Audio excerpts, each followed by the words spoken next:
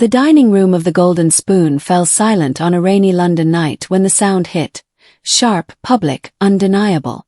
Grace Miller stood beside the table, her head turned from the force of the slap, skin burning, breath locked in her chest. The chandeliers above glittered over silk gowns and tailored suits, but no one moved. No one spoke. In a room built for power, humiliation had just been served openly. "Don't look at the floor," the woman said coldly. "Look at me when I'm talking to you." Grace lifted her eyes. They were glassy, not from pain, but from fear.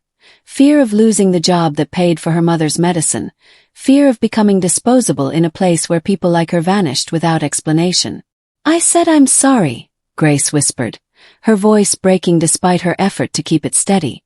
A few diners shifted uncomfortably. Most pretended nothing was happening. The billionaire at the table hadn't spoken once, until his chair moved. He rose slowly, the scrape of wood against marble cutting through the silence. His gaze didn't go to the woman who struck her. It went to Grace's face, to the red mark blooming there. "What's your name?" he asked. "Grace Miller," she said. The room didn't know it yet, but the moment her name left her mouth, everything was already over, for someone. Subscribe to Canada's Heartfelt Tales. Because what happens next isn't about revenge. It's about what happens when power finally recognizes the person it tried to erase. The room stayed frozen for a moment after Grace spoke her name, as if every breath held inside the restaurant waited for his reaction. Dominic Hayes didn't move at first. His eyes stayed locked on Grace, quietly reading the fear she tried to hide, the confusion tightening her voice, the way she held herself like someone used to absorbing blame that didn't belong to her. Then his gaze shifted to the fiancé who had struck her. Victoria Huntington stood stiff, chin tilted in the air, fingers trembling just slightly as she smoothed the silk of her dress. "Dominic," she snapped, "tell her to apologize properly. And tell the manager to get in here. This girl doesn't belong in a place like." "Enough," he said. The word wasn't loud. It didn't need to be. It carried a sharpness that cut through the tension like a blade of ice. His voice turned several heads, even at distant tables. Victoria blinked. "Excuse me." Dominic stepped closer, not toward her but toward Grace. "You don't talk to her like that." The shift was instant. Guests who had been pretending to study their menus now watched openly. Even the waitstaff, trained to remain invisible, hovered at the edges, unable to look away. Victoria scoffed. "You're defending a waitress. She ruined my dress." Grace lowered her eyes again, shame pushing down on her chest. She wanted to slip away, to hide, to stop being the center of a scene that could cost her everything. Her job, her income, her mother's medication. The dominoes lined up in her mind, all threatening to fall. But then she heard a chair scrape across marble, another sound slicing the air with purpose. It was Vincent, the manager. He stormed forward with a red face and a voice ready to erupt. "Grace Miller, what did you?" "She didn't do anything," Dominic said, turning toward the manager with a cold stare. "You will not raise your voice at her again." Vincent froze mid-step. His lips parted but no sound came out. Wealth had just spoken in a language even he understood. Grace swallowed hard. "Sir, I can fix this. I can pay for." "You're not paying for anything," Dominic replied. Victoria's heels clicked sharply as she stepped forward. "Dominic, you're embarrassing me." She spilled wine all over. "You hit her," he said. It wasn't a question. And it wasn't quiet this time. His voice rang across the dining room, bouncing off glass and gold trim, landing heavily on every ear. Whispers rose from the tables. "Did he say she hit the waitress?" "No way. I saw it." "She really did." Color drained from Victoria's face. "Dominic, stop exaggerating. She was being clumsy. You know how people like this can be." "People like what?" he asked. Grace didn't breathe. The air thickened. For the first time, Victoria struggled to answer. Dominic shook his head. "You crossed a line." He turned back to Grace, his tone shifting completely. Softer. Warmer. Grace, look at me. She hesitated, then lifted her gaze. His expression softened with recognition, slowly at first, then suddenly with a force that startled even him. Grace Miller, from Oakwood Secondary. Grace's breath caught. She hadn't heard that name, his old name, in years. How do you know that? Because you shared your sandwiches with me, he said. Because you defended me when no one else would. Because your kindness changed my life. A murmur rippled across the room. Victoria's mouth hung open, stunned by a history she never knew existed. Dominic turned to the entire restaurant. You all just watched a woman strike someone who once stood up for me when I had no one. Grace pressed her lips together, her body stiff with shock. She never imagined the quiet boy with worn-out shoes would grow into the man now standing between her and humiliation.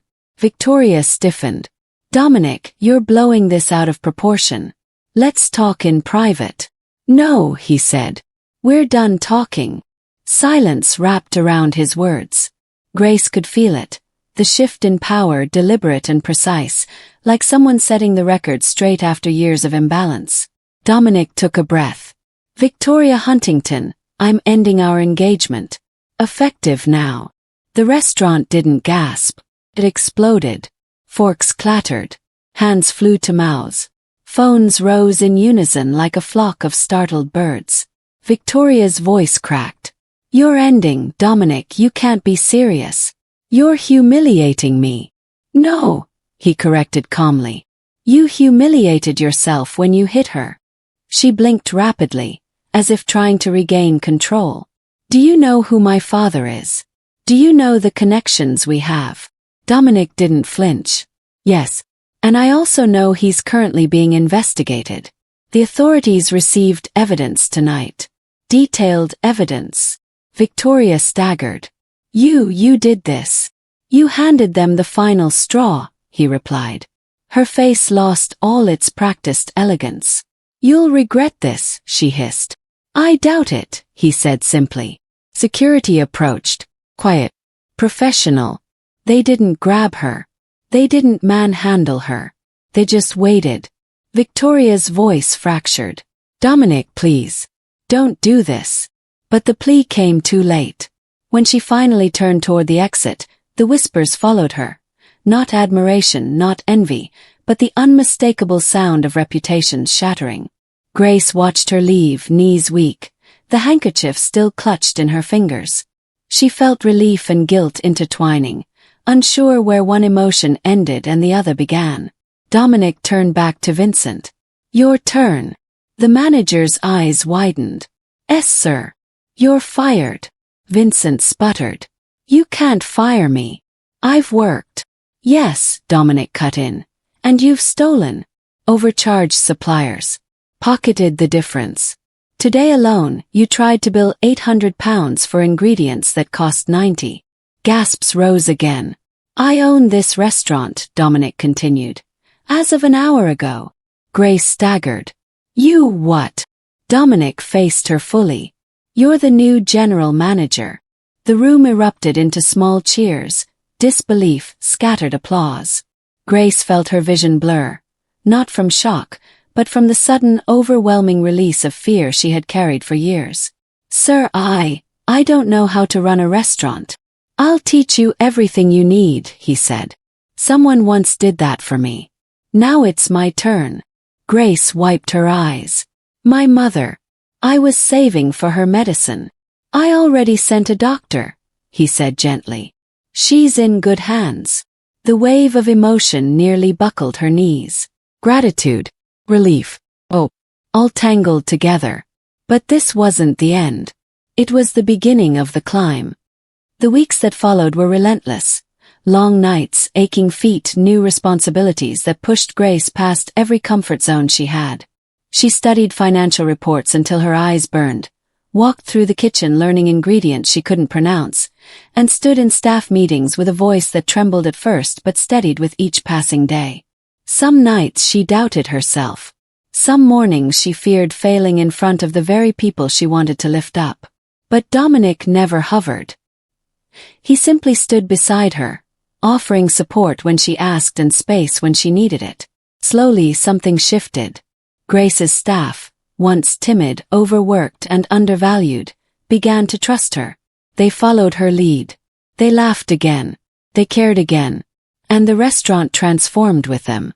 The Golden Spoon became the open table, a place where elegance didn't mean exclusion and dignity was part of the menu. And London noticed.